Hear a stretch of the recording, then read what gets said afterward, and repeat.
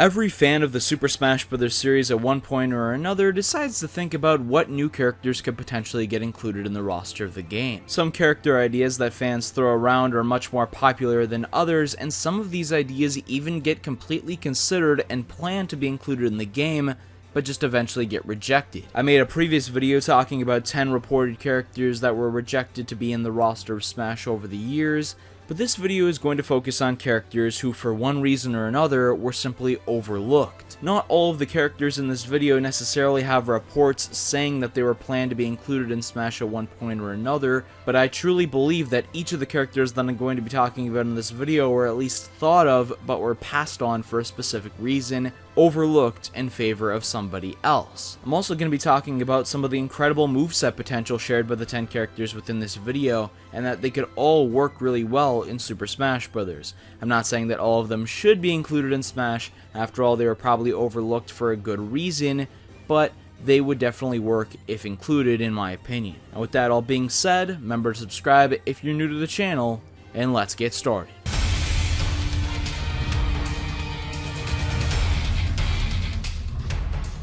The first character that I'm going to talk about today is one of the most highly requested characters in the modern age, Waluigi. Mario fans, and some people that aren't even completely Mario fans alike, tend to really get excited at the potential of this character being included, mostly because of how unique and weird he is. He hasn't featured in a main Mario game prominently, and he doesn't even have his own game series, which most of the Mario representatives in Super Smash Bros. Have. This means that he's probably not as deserving as some other candidates for a new Mario rep in Super Smash Bros., which is probably one of the main reasons why he's been overlooked throughout the years, but fans really want him, and he would provide a very unique moveset to the series, which is something that Sakurai has gone on record as saying that he appreciates. And this is likely because of all the spin-off titles in the Mario series that he appears in, and he could draw some moves from them, like all the sports titles for example. But one of the reasons why I believe that Waluigi was overlooked is because in the build-up to both Smash 4 and Smash Ultimate, Nintendo went out there and joked about Waluigi remaining as an assist trophy within the games. They were saying things like he's still an assist trophy and he's not a fighter, which confirms that they were at least considering the possibility of Waluigi being a fighter, but ultimately decided that nah, he wouldn't be good enough to be playable in the roster. And whether it's because he wasn't deserving enough, like I just brought the possibility up for, or Sakurai just doesn't see that moveset potential that I was talking about, Waluigi I think would definitely work and could be very interesting as a character included in Smash. Some people obviously don't want him included, and I understand that there are other characters that are more deserving, but for the fans of Waluigi who have rallied for his inclusion for a long time, I'm kinda rooting for him. The next character is Elma from Xenoblade Chronicles X. I was gonna put Rex and Pyra in this spot in this video, but they actually got acknowledged in a Smash Bros. Direct that they were considered to be included in Smash, and were only not included because of the late release point in 2017 of Xenoblade Chronicles 2. Elma, however, never even got this mention. Xenoblade Chronicles X doesn't even have music in Super Smash Bros. Ultimate. That's how much this game has been ignored by Sakurai and the team, and I'm wondering why Elma was passed on like this. She's a main character from Xenoblade Chronicles X, and probably the only character you would really consider including from that game in Smash Bros. The only reason that I think she wouldn't be included is because in contrast to Shulk as well as Rex and Pyra, Elma is not the protagonist of Xenoblade X, and instead it's you who is the protagonist. It's your own custom character. Shulk is the protagonist of his game. Rex is the protagonist of his game. Elma is not. This could be a reason for why Elma and Xenoblade Chronicles X as a whole was overlooked for Super Smash Bros., but I also have another theory. Xenoblade Chronicles X was released in 2015. This was a year after Smash 4 was released, and 3 years before the release of Ultimate, and for that game, you would prefer to include a character from a more recent title, and because Xenoblade 2 was releasing closer to the release of Smash Ultimate than Xenoblade X did, Xenoblade 2's characters were probably in consideration. But as Sakurai mentioned, Rex was considered to be in the game, but couldn't make the cut due to time constraints. Xenoblade Chronicles X was released in a weird point in time, and that's another contributing factor to why Elma was possibly overlooked to be included in Smash. One way I think that Elma would have a unique moveset for the game is that she could appear in the Skell, which would make her more unique from the other Xenoblade characters that could potentially be included. The giant robot from Xenoblade Chronicles X that could transform into a vehicle and fly and whatnot would definitely provide an interesting moveset and some cool dynamics for for people to play with, and many possibilities for Sakurai to design it around. Whether or not Elma ends up actually being included in Super Smash Bros. In the future, only time will tell, but I think it would be a very good idea. The third character that I want to talk about in this video is Springman, or some other representative from ARMS. This game was released in mid-2017, so it's possibly too late to have included a representative in ARMS, leading to the same reasoning as Rex for not being included in Smash Bros.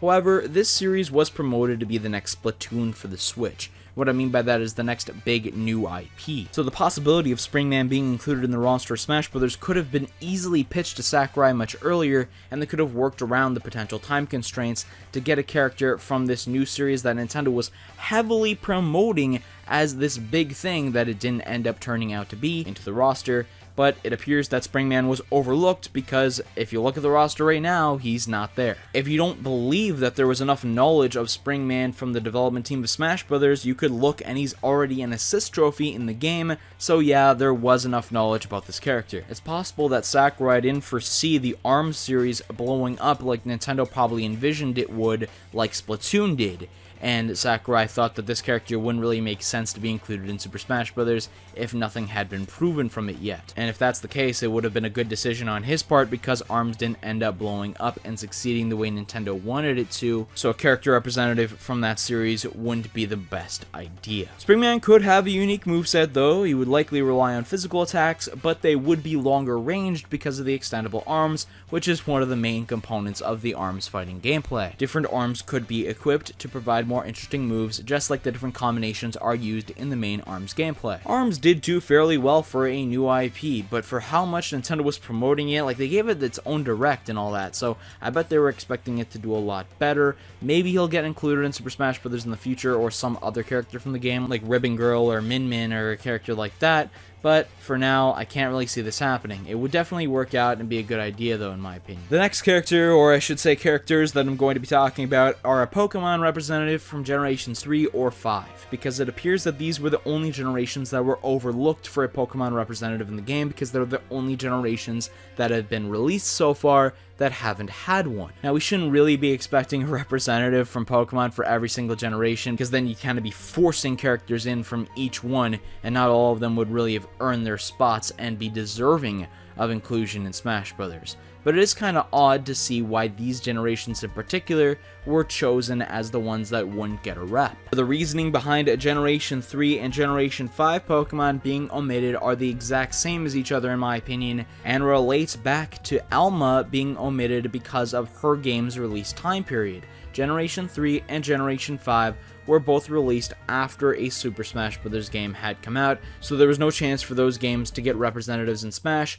and by the time the next Super Smash Bros. Game had rolled around, there had already been another generation of Pokemon, and Nintendo would like to choose Pokemon from the newer generation as to get some more relevant characters included in the rosters of the game. For example, Brawl released after Generation 4 had come out, so it wouldn't make sense to include a Gen 3 Pokemon, and they instead opted to include Lucario into the roster of the game. This is the same deal with Generations 5 and 6. It is a shame that we didn't get representatives from these generations because they all have a huge variety of Pokemon that could have worked well. Only time will tell if we end up getting any Pokemon from these generations included in Smash, but it doesn't look to be too likely because more of the recent Super Smash Bros. Game releases are opting to include the newer Pokemon in the roster and aren't really going back to include some of the older Pokemon. The next character that I want to talk about is Paper Mario. This is a character who seems to be overlooked often because the Paper Mario series has release times that are usually around the releases of the Super Smash Bros. Titles. Examples include the original releasing a year before Melee came out in Japan,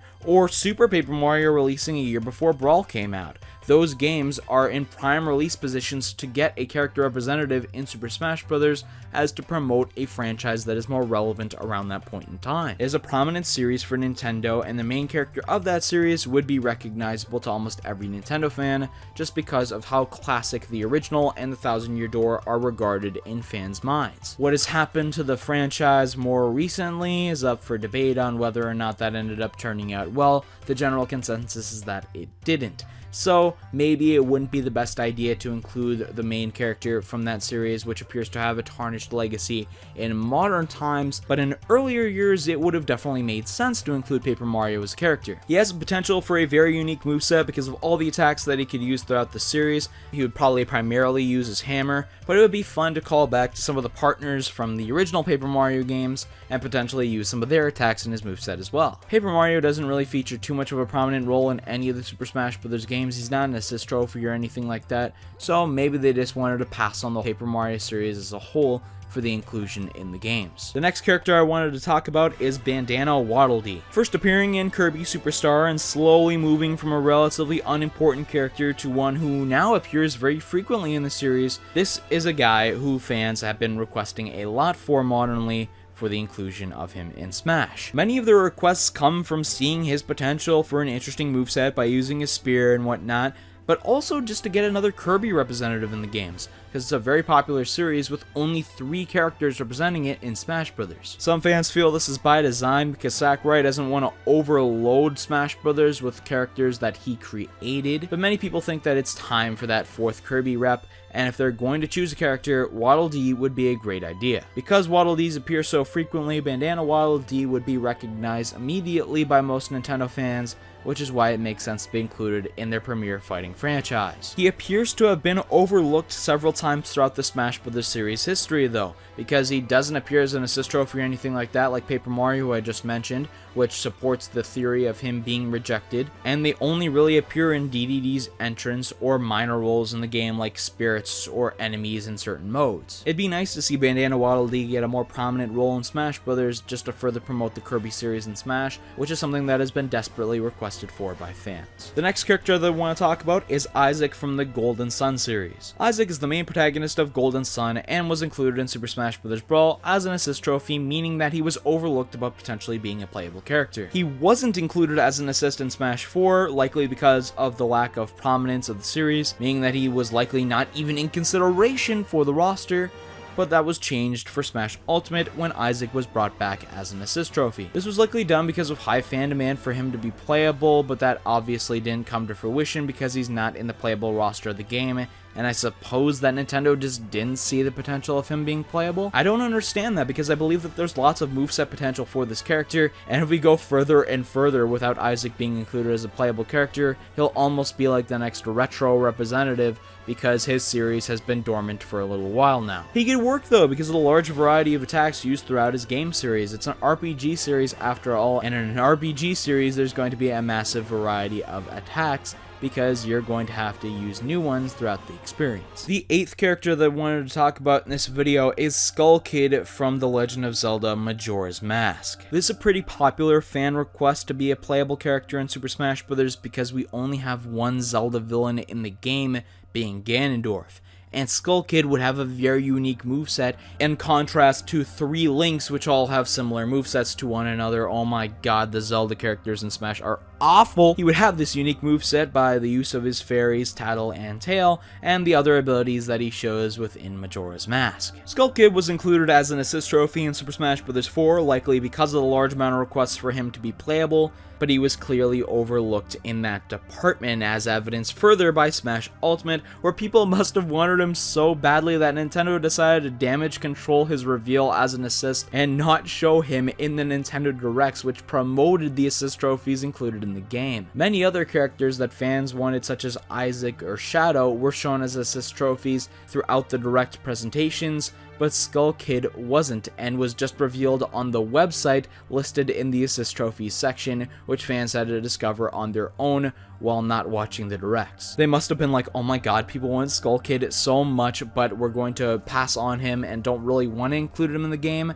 so we'll throw him on the website just so that the direct video doesn't get dislike botted and the chat blow up and whatnot. It's a shame to see what's happened with the Zelda characters in Super Smash Bros. Because the series has so many unique ones that they could choose from, and they're just relying on Link, Zelda, Sheik, and Ganondorf to carry the whole thing. If there was a villain from the Zelda series that I would definitely like to see in Smash, it's Skull Kid. He's the one that I would personally choose, but there are many others that they could pick from. Skull Kid was overlooked, likely on multiple occasions. With the Majora's Mask remake in 2015, he got even more prominence to a modern audience, and I think that in the next iteration of Super Smash Bros., or if they even wanted to do him as DLC, Skull Kid would definitely be a good character to include. The 9th character that I wanted to talk about today is Krystal from the Star Fox series. First making an appearance in the title Star Fox Adventures, she was a pretty prominent character in the game that became very popular with fans, to the point where she was frequently requested to be a character in the roster of Super Smash Bros. Brawl. She was overlooked in favor of Wolf's inclusion, and this was reported by multiple sources, but many people believed that she would have been a better rep because of the more uniqueness with the use of her staff and telepathic abilities like she shows in Star Fox Adventures and some other Star Fox titles. Now, I really enjoy seeing Wolf included, and I think it makes sense to have a Star Fox villain take up a character slot in the game,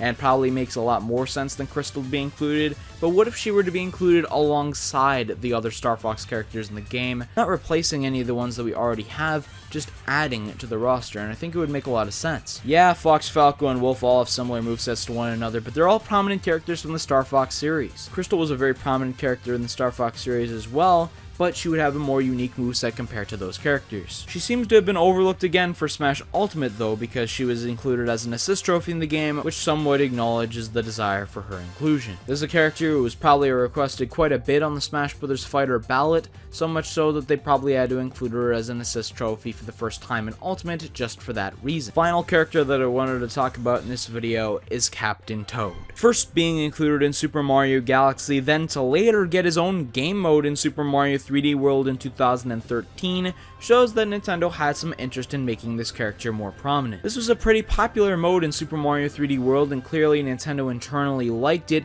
giving it its own game releasing in late 2014, being Captain Toad Treasure Tracker. This game was released after Smash 4, which meant that this character still wasn't the most popular before the release of the game, meaning that he probably wasn't even considered to be included in the roster there and not really overlooked at that point in time. But by the time that Ultimate had released and there had already been ports of this Wii U title to the Switch and the 3DS, which means that Nintendo had some faith in it, there would have likely been potential consideration for a playable appearance in Super Smash Bros., but it was likely just overlooked. This was likely because the brand probably hadn't expanded enough yet for Sakurai to be satisfied to include him, but I think more likely it's just because of the workarounds that would have to be done for his moveset. I've gone over in a couple of videos by now talking about how I would think that Captain Toad would work in Super Smash Bros., and I'm thinking about doing a whole video on it because there are so many possibilities that could be used. Obviously, the main hurdle that has to be worked around is that he cannot jump in the Captain Toad games, so that is a main component of the Super Smash Bros. Gameplay, and that's something that you're going to have to alter a little bit. Are you actually going to make a character who can't jump in Smash Bros., or are you going to alter the way that Captain Toad actually works by making him able to jump? Is he going to be able to throw his backpack and that's how he allows him to jump? I don't know. These are the many questions that are faced around Captain Toad's inclusion, which is why he was probably not included. If we get a brand new Captain Toad game on the Switch or sometime in the future, then in my opinion, Captain Toad would have a much higher likelihood of being included in the game as a playable character. But at this point in time, I don't see it being very likely as much as some fans really want it. If you're looking to find out 10 characters that were reportedly rejected over the years of being included in the roster of Super Smash Bros., click the link on the left side of the screen and check out another video that I have recommended for you on the right side of the screen. Thanks for watching, and I'll see you with more Smash Bros. Content very soon.